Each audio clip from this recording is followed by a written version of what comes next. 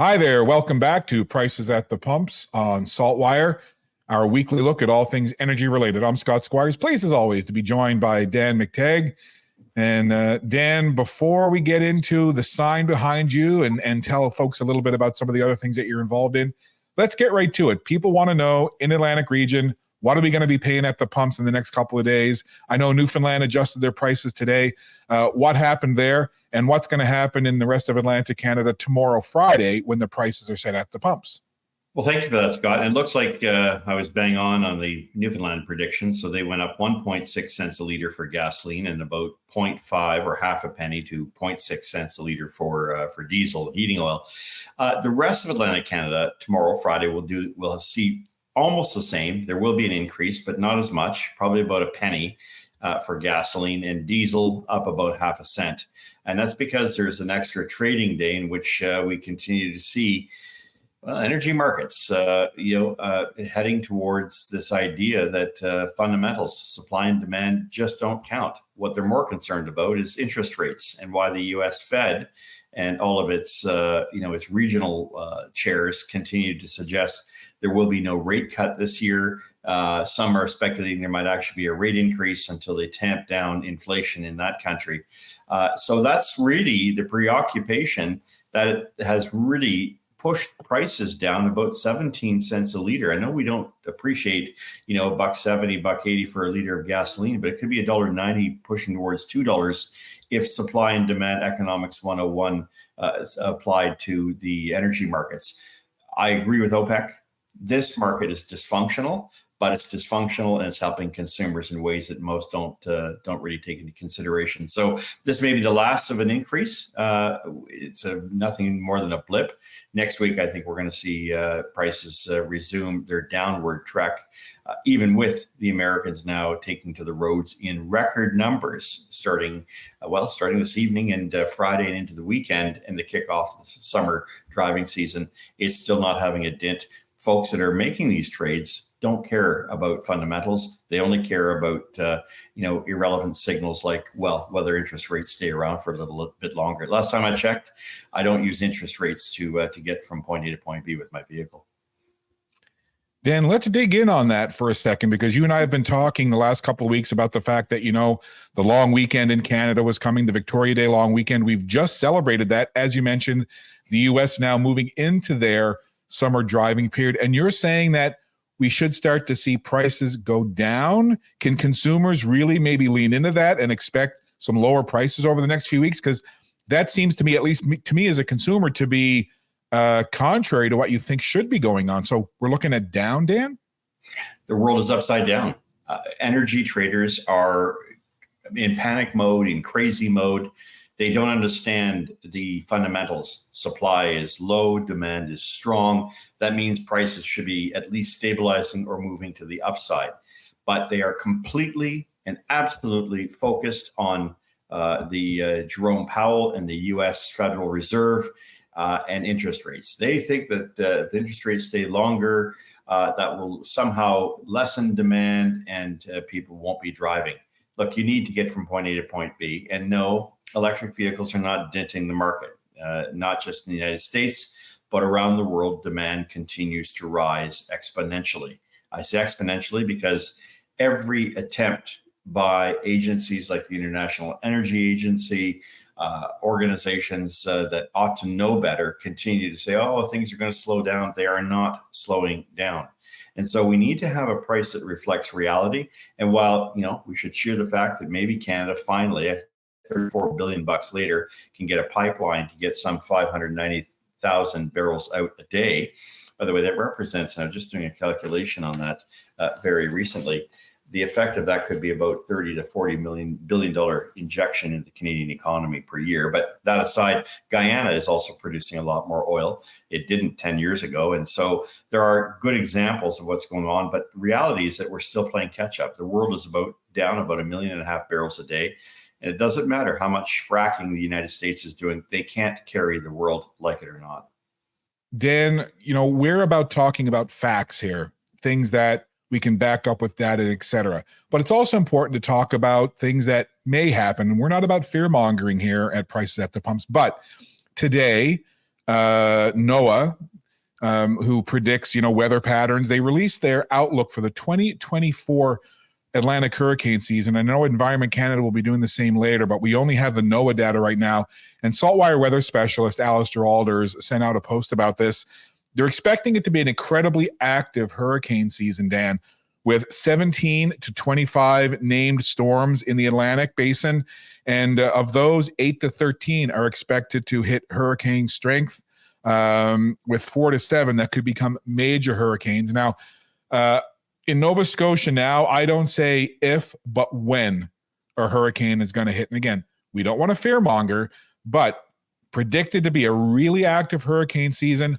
What kind of things potentially, and again, we don't want to fearmonger, but potentially could a couple of big hurricanes up along the Atlantic seaboard, the eastern seaboard, do to the variables for the price of oil, the price of gas? Well, look, last year we did see a lot of activity.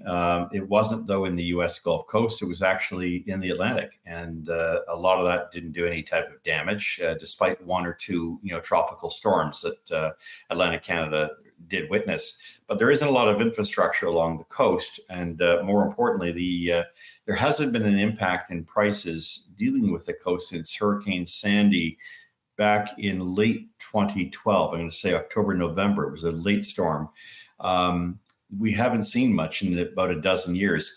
I am with those who have said that we don't think you're going to get a nice year like you did last in 2023. If a hurricane barrels up and hits the U.S. Gulf Coast, it takes out natural gas and oil production. They have to get the folks off those rigs. And then, of course, if it comes inland, anywhere between, say, Texas and Louisiana, maybe even stretching over to Mississippi, if you see that happen, then you can expect that production of gasoline and diesel and other products will be affected. That's because 50% of all the fuel in the United States comes from there, and there's a colonial pipeline that takes oil and gasoline from that point, so in Texas, all the way up to New Jersey. So when you see that kind of situation happen, you know that it will be very bullish for gasoline prices and other products, even with nervous Nellies in the energy markets who think that the only thing driving fundamentals and price is in fact interest rates. Something as irrelevant as that is going to really bring things, Scott, into reality and smack a lot of these traders right in the chops, because what it's doing is it's setting the stage not for what OPEC does next week, and that's a big deal. OPEC is probably going to say, no, these numbers show how silly you are in North America and Europe. We're going to continue to cut back production. Wait till you get a hurricane and you're out for several days. I think that's going to happen. And my always circle on the calendar, the end of August. And then, as we wrap up here, I want to reference, you talked about EVs earlier, and listen, we all know about the talk, right? Trying to transition to electric vehicles. And I saw a report a couple of days ago saying that there's new battery technology now that an EV battery will be able to be produced that can be charged in 10 minutes. And I believe it was Chinese production batteries that we're going to be making these batteries. What does that mean for EVs overall and the investment that the Canadian government has given to a couple of battery makers like Stellantis, Volkswagen, and others? If there's this battery now that's coming that could be a game changer in terms of, hey, I can charge my EV in 10 minutes, plug it into the house. It's called the white elephant. And you've committed $50 billion of money we don't have borrowed to backing the wrong horses. Look, I mentioned, and we talked about this back in February when I was invited to the Toyota launch for a few new vehicles, given that I worked for that company many years ago. And one of the announcements was we are going to be producing in Canada, selling in Canada by 2027, vehicles that will charge in 10 minutes and will have a range of 1,200 kilometers. Now, the question is, what is going to be the price? In the early days, I suspect it's not going to be cheap, but it does show you what you and I have talked about many times. Diversity of energy also means diversity of choice when it comes to the kind of vehicle you want. Our government has basically said, no, it's got to be an EV and it can only be lithium EV, although one can make the argument there's solid state batteries out there as well, being, I think Stellantis is doing that. Look, the economics and the reality of technology is such that left alone, these things will resolve and they will always, accrue to the benefit of consumers and to wider distribution. But we have to be careful. China has the ability to flood and will flood the market with EVs, making the idea of the very sunk costs, your money and mine, as well as those companies, will be lost very quickly if that happens. They've got a 10 to 15 year advantage. They have a labor advantage over us, and they have a mineral. They have access to the mines and the mineral, the very processes that are very dirty to make, by the way, that will leave us in the dust. So I think we have to be very careful. My view, we'll come back. The pendulum will swing back. Clean, efficient, reliable, renewable, completely recyclable ICE internal combustion engines will make a stunning return. And don't take my word for it. Ford's shut down almost every one of its EV plants, has one left in Ohio. When companies like that say no, you know that the game isn't very long for those who've made silly investments based on wokeism and based on ideas that somehow these are good for the climate. They're not. Quick anecdote, Dan. The other day, I had to get some work done on my car that required me leaving it at the garage for a few days. I had to rent a car. I was not offered an electric vehicle, an EV. I was offered all internal combustion engine vehicles. All the new ones they had were ICE vehicles. So just a little anecdote there, something to think about.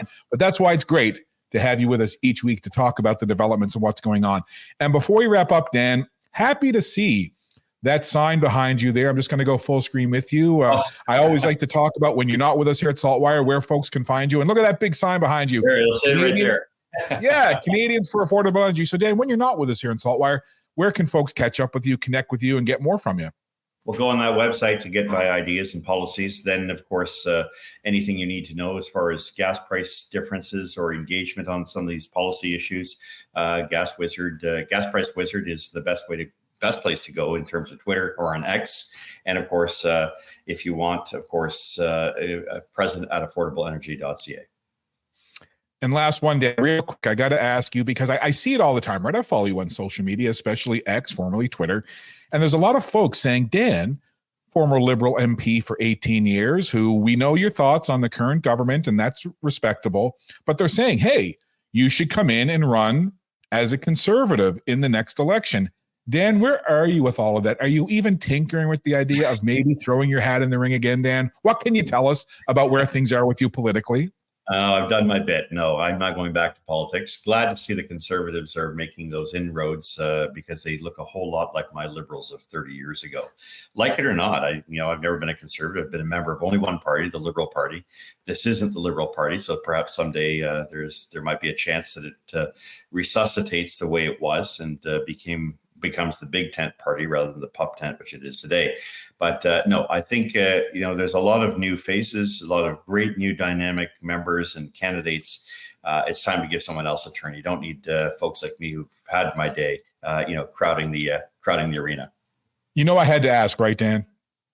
I know. Everyone does. But talk to my wife. No. Daniela won't go along with that, I can assure you, and for good reason. I think the good days are behind, and it's a great honor to serve, and I had that privilege. Well, Dan, as always, we appreciate your time, your energy, and your expertise here on Prices at the Pumps and SaltWire. Enjoy the rest of your day. Have a wonderful weekend ahead. The temperatures are getting a little warmer. I think summer's around the corner, and we'll do this again next week. Thanks, Dan. Looking forward to that. Take care, Scott.